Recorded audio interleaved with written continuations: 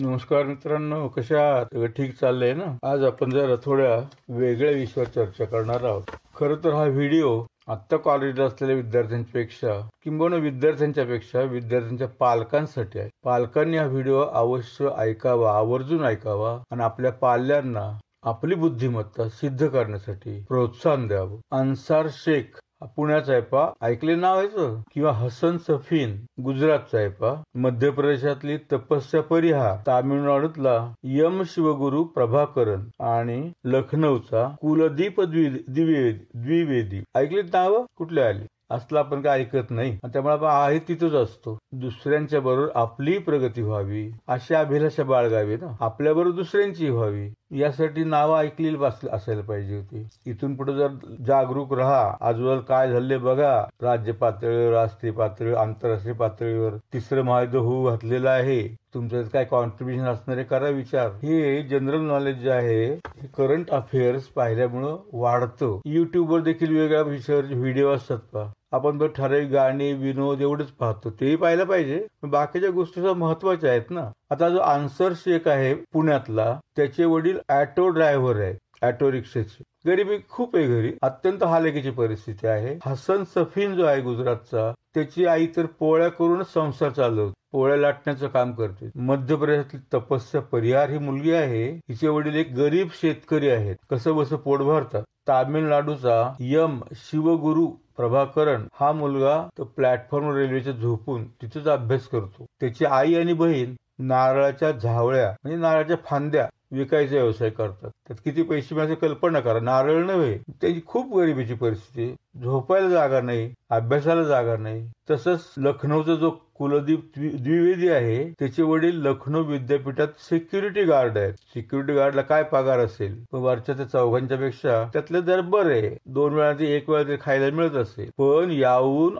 महत्वाची गोष्ट, अभिमानाची आश्चर्याची गोष्ट म्हणजे हे 5ही जण पहिल्या प्रयत्नात वयाच्या 20-22व्या वर्षी IAS झालेले आहेत. भारताच्या इंडियन ऍडमिनिस्ट्रेटिव्ह सर्व्हिसमध्ये निवड झालेली पहिल्या प्रयत्नात. काय घरी सवलती आहेत, काय सोयी आहेत, टेबल लॅम्प आहे, बसायला खुर्ची आहे, टेबल आहेत, पुस्तकं सुद्धा नाहीत. हे विद्यार्थी अक्षरशः खरोखर बुद्धिमान विद्यार्थी आहेत. अशा बुद्धिमान विद्यार्थ्यांना शोधून काढण्यासाठी, त्यांना प्रोत्साहन देण्यासाठी भारत सरकारकडून NCERTच्या द्वारे एक सार्वत्रिक टॅलेंट सर्च एक्झाम म्हणजे प्रज्ञा शोध परीक्षा घेतली जाते. ऐकले नाव या परीक्षेचं? माझ्या अंदाजापर्यंत भारतातल्या 80% पालकांना हे नाव पण माहिती नसणार आहे. नाही खेड्यापाड्यामध्ये भारतामध्ये खूप हुशार विद्यार्थी आहेत. मग 1000ची संख्या स्कॉलरशिपची आहे ती वाढली जाईल पहा. जास्त विद्यार्थी निघाले, खूप मार्क्स मिळवणारे. तर ही टॅलेंट सर्च एक्झाम म्हणजे प्रज्ञाशोध परीक्षा घ्यायला सुरुवात झाली ती 1964 सालापासून. 56 वर्ष झाली पहा. आणि तरी आपल्याला अजून कल्पना नाही, माहिती नाही परीक्षेची. आपण तो प्रयत्न केलाच नाही, आपल्याला कोणी सांगितलं पण नाही. स्कॉलरशिप मिळणं न मिळणं, उत्तीर्ण होणं न होणं ही गोष्ट वेगळी, प्रयत्न करणं आपल्या हातात आहे. प्रयत्न करणं हेच पहिलं यश असतं. यशाची पहिली पायरी तीच आहे ना. जरी आपण बसलो नसेल, आपल्याला माहित नाही, आता तुम्हाला माहिती झालेली आहे. त्यामुळे आजूबाजूच्या हुशार विद्यार्थ्यांना तुम्ही प्रवृत्त करा. तुमच्या नात्यात असेल, तुमची धाकटी भावंड असतील, त्यांना परीक्षेला बसायला उद्युक्त करा आणि पालकांना सांगा. पालकांनी या ठिकाणी पुढाकार घ्यायला हवाय. ही परीक्षा दरवर्षी निवडलेल्या हुशार विद्यार्थ्यांना सायन्सेस आणि सोशल सायन्सेस मधील अभ्यासासाठी 11वी पासून ते पदवी आणि पदव्युत्तर तसेच डॉक्टरेट म्हणजे PhD पर्यंत दिली जाते. तर मेडिसिन, इंजिनिअरिंग, LLB सारख्या प्रोफेशनल अभ्यासासाठी दुसऱ्या पदवीपर्यंत म्हणजे MBBS असेल तर MD पर्यंत, MS पर्यंत, इंजिनिअरिंग BE असेल तर ME पर्यंत, LLB असेल तर LLM पर्यंत. म्हणजे LLB आणि LLM या सगळ्या वर्षांसाठी MBBS ची सगळी वर्ष आणि MD ची सगळी वर्ष, BE ची सगळी आणि ME ची सगळी वर्ष, या सगळ्या वर्षांना दरवर्षी आणि दर महिन्याला स्कॉलरशिप दिली जाते पहा. 11वी आणि 12वीला म्हणजे या 2 वर्षासाठी दरमहा 1250, महिन्याला 1250. तर कॉलेजला त्यानंतर 12वी नंतर दरमहा 2000 रुपये इतकी स्कॉलरशिप दिली जाते. दरवर्षी एकूण 1000 स्कॉलरशिप दिल्या जातात नॅशनल लेव्हलला. म्हणजे ही स्कॉलरशिप मिळवणं, प्रज्ञाशोध परीक्षेत उत्तीर्ण होणं, गुणवत्ता मिळवणं, क्वालिफाय होणं हे खूप प्रेस्टिजियस आहे, बहुमानाचं आहे, सन्मानाची गोष्ट आहे ही. या 1000 स्कॉलरशिप पैकी 15% स्कॉलरशिप्स SC कॅटेगरीतील मुलांना आहेत, त्यांच्यासाठी राखून ठेवलेले आहेत. 7.5% ST कॅटेगरीतील आणि 4% फिजिकली हँडिकॅप्ड असलेल्या विद्यार्थ्यांसाठी दिले जातात. SC साठी 15%, ST साठी 7.5% आणि फिजिकली हँडिकॅप्ड साठी 4% स्कॉलरशिप रिझर्व्ह आहे. ही प्रज्ञाशोध परीक्षा म्हणजे talent search exam secondary school लेव्हलवरील विद्यार्थ्यातील उच्च बुद्धिमत्ता आणि उत्कृष्ट शैक्षणिक प्रतिभा असलेल्या विद्यार्थ्यांना शोधून काढण्यासाठी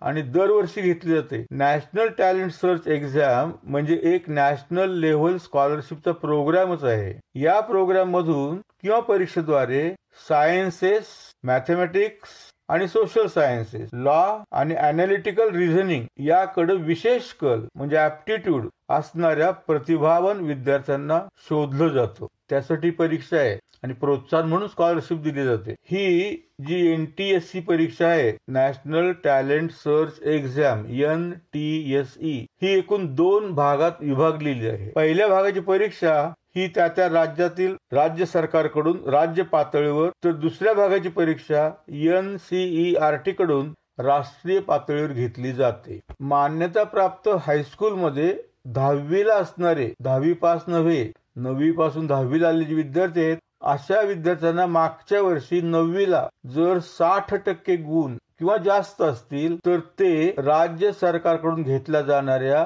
NTSEच्या पहिल्या स्टेजच्या परीक्षेला बसण्यास पात्र असतात. SC, ST आणि अपंग विद्यार्थ्यांना मात्र 9वीच्या गुणात 60% ऐवजी 55% गुणाची आवश्यकता असते. या परीक्षेला बसण्याचं वय 18 वर्षात आत असावं आणि 10वीच्या परीक्षेला बसताना मात्र तो कुठल्याही नोकरीस असता कामा नये ही अट आहे. या पहिल्या स्टेजच्या परीक्षेमध्ये 80% किंवा अधिक गुण मिळवणारे विद्यार्थी राष्ट्रीय पातळीवर घेतल्या जाणाऱ्या दुसऱ्या स्टेजच्या परीक्षेस बसण्यास पात्र असतात. 80%च्या पुढे मार्क्स पडले तर दुसऱ्या स्टेजला बसायला मिळेल. सर्व राज्यातून, भारतातल्या सगळ्या राज्यातून पहिल्या स्टेजच्या राज्य पातळी परीक्षेला बसणाऱ्या विद्यार्थ्यांच्या पैकी पहिल्या फक्त 4000 विद्यार्थ्यांनाच या दुसऱ्या स्टेजच्या परीक्षेला बसण्यास परवानगी दिली जाते. सदर परीक्षेत जे किमान गुण ठरवलेले आहेत ते मिळवणं आवश्यक आहे स्कॉलरशिप प्रोग्रामसाठी. ते मार्क्स जर मिळाले किमान तर तुम्ही पात्र ठरता स्कॉलरशिपसाठी. थोडक्यात या प्रज्ञाशोध परीक्षेद्वारे दिल्या जाणाऱ्या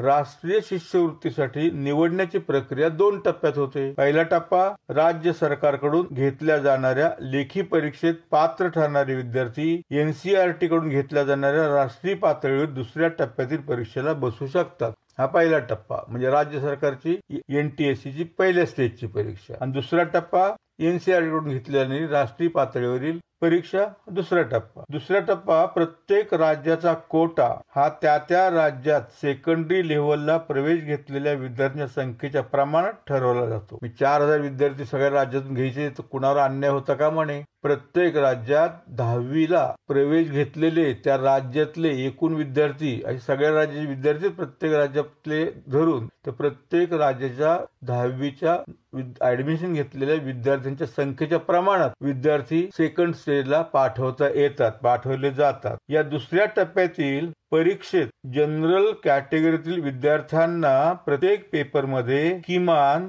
40% गुण मिळवणं आवश्यक आहे. 40% फक्त, तरच ते स्कॉलरशिप साठी पात्र ठरतात. मग ज्यांना 40% किंवा जास्त प्रत्येक पेपरमध्ये मार्क्स पडतील त्यांना हमखास स्कॉलरशिप मिळते. म्हणजे पहिल्या स्टेजला 80% मार्काची अट आहे, दुसऱ्या स्टेजला 40%ची अट आहे. परीक्षा अर्थात अवघड असते आणि स्पर्धा तीव्र आहे. राष्ट्रीय पातळी स्पर्धा आहे, लाखो विद्यार्थी बसतात. जरी बऱ्याच विद्यार्थ्यांना माहिती नाही तरीही राखीव वर्गातील विद्यार्थ्यांना मात्र प्रत्येक विषयात किमान 32% गुण मिळवणं आवश्यक असतं. फक्त 32%, 35% पण नाही तरी स्कॉलरशिप मिळते.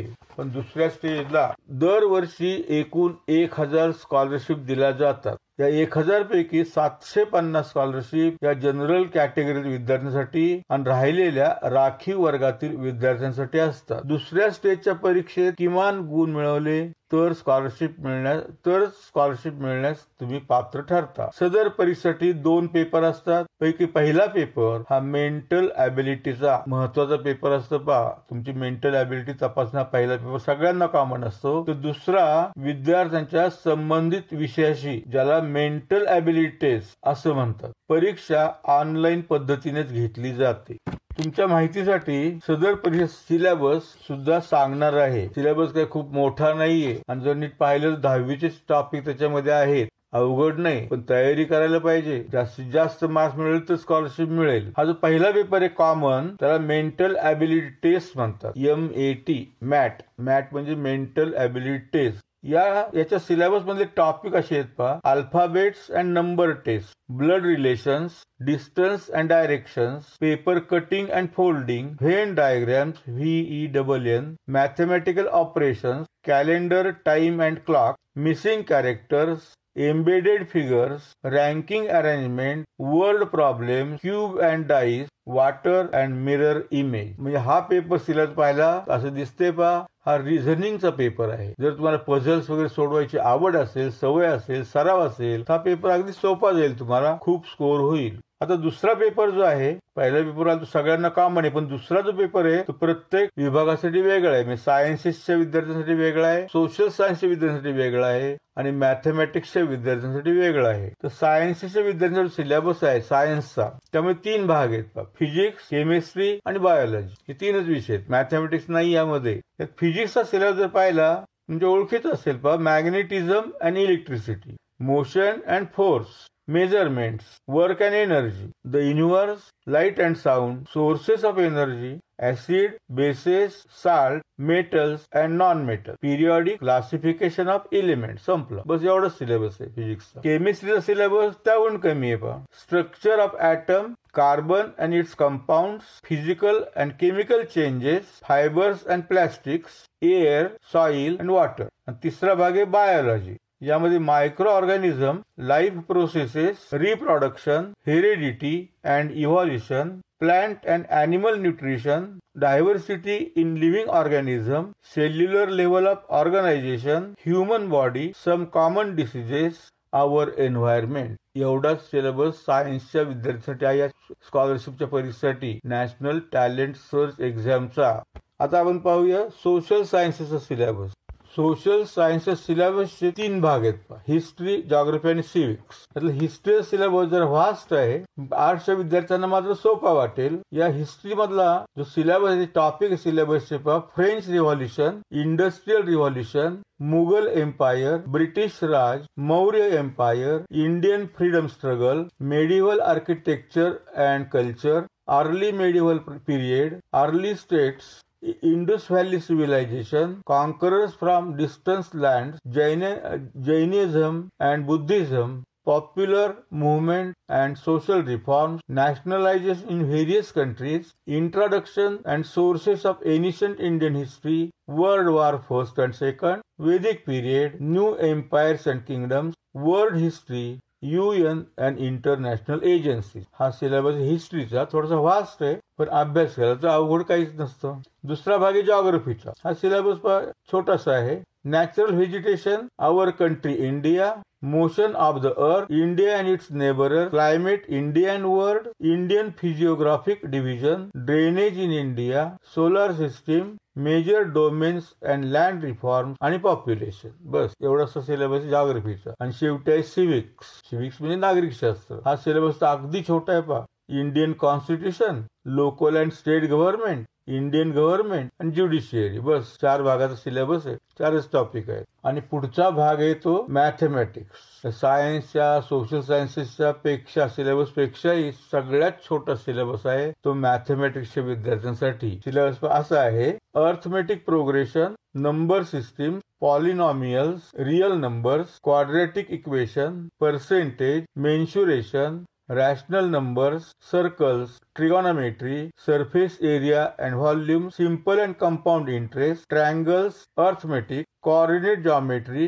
statistics and probability, introduction to Euclid's geometry, linear equation in 2 variables, quadrilateral, पॅरेलिओग्राम. मित्रांनो, या दुसऱ्या स्टेजमध्ये यशस्वी होण्यासाठी खूप प्रयत्न करायला पाहिजे, खूप अभ्यास करायला हवाय. पालकांना जर कळलं तर आपल्या पाल्यांना 9वी पासूनच या दिशेने तयारी करायला हवा. सदर सिलेबस प्रमाणे आणि NCERT ची 9वी आणि 10वी ची पुस्तके मिळवून त्यांचा अभ्यास करणं आवश्यक आहे. NCERT ची 9वी आणि 10वी ची पुस्तके ती ऑनलाईन फ्री डाउनलोड करता येतात आणि त्या पुस्तकाच्या बेसिसवरच परीक्षेचे प्रश्न असतात. त्याचा खूप उपयोग होईल. तर ती पुस्तक घ्यायला विसरू नका. अरे रे रे, लावलोच नाही तर झाले रेकॉर्डिंग. ही परीक्षा भारतातल्या बुद्धिमान विद्यार्थ्यांना शोधून काढण्यासाठी आणि त्यांना आर्थिक मदत करण्यासाठी आहे. त्यामुळे तुमच्या धाकट्या भावंडांना, शेजारी पाजारी, गरीब कुटुंबातल्या हुशार मुलांना या परीक्षेला बसण्यास उद्युक्त करा. पालकांनी विशेष त्यामध्ये लक्ष घालावं. शाळांना देखील सुचवा अशा परीक्षेची तयारी करून घेण्यासाठी. न जाणो एखादा हिरा त्यातून जन्माला येईल आणि तो आयुष्यभर तुम्हाला लक्षात ठेवेल. सदर NTSC परीक्षेची अधिक माहिती NCERT च्या www.ncert.nic.in आणि प्रत्येक राज्यातील NCERT च्या रिजनल वेबसाईटवर मिळेल. या सर्व वेबसाईटचे ऍड्रेसेस या व्हिडिओच्या शेवटी टेक्स्ट स्वरूपात दिलेले आहेत. या NTSC शिवाय, नॅशनल टॅलेंट सर्च एक्झामिनेशन शिवाय इतरही अजून टॅलेंट सर्च एक्झाम्स आहेत, ऑलिम्पियड्स आहेत. त्यांचे वेब ऍड्रेस या व्हिडिओच्या शेवटी टेक्स्ट स्वरूपात दिलेले आहेत. NTSC जर स्कॉलरशिप मिळाली नाही तर या बाकीच्या टॅलेंट सर्च एक्झामचा उपयोग करून घ्या. त्या वेबसाईटला भेट द्या, माहिती करून घ्या. त्यांचा परीक्षेचा कार्यक्रम कधी असतो, तारखा कधी असतात. जर वेगवेगळ्या तारखा असतील तर जास्तीत जास्त परीक्षेला बसायचा प्रयत्न करा. सिलेबस काय थोड्याफार फरकाने सारखाच असतो. 10वीचा अभ्यासक्रम हा बेस असतो. मित्रांनो, मला वाटतं या माहितीचा उपयोग तुम्हाला होईल आणि तुमच्याद्वारे गरजू पण अत्यंत बुद्धिमान, हुशार विद्यार्थ्यांना व्हावा अशी अपेक्षा आहे. त्यासाठी तुम्ही प्रयत्न करावा अशी तुम्हाला माझी विनंती आहे. तुम्हाला, तुमच्या पाल्यांना या परीक्षेत उज्ज्वल यश मिळो अशी हार्दिक शुभेच्छा. Thank you very much. God bless you. Take care.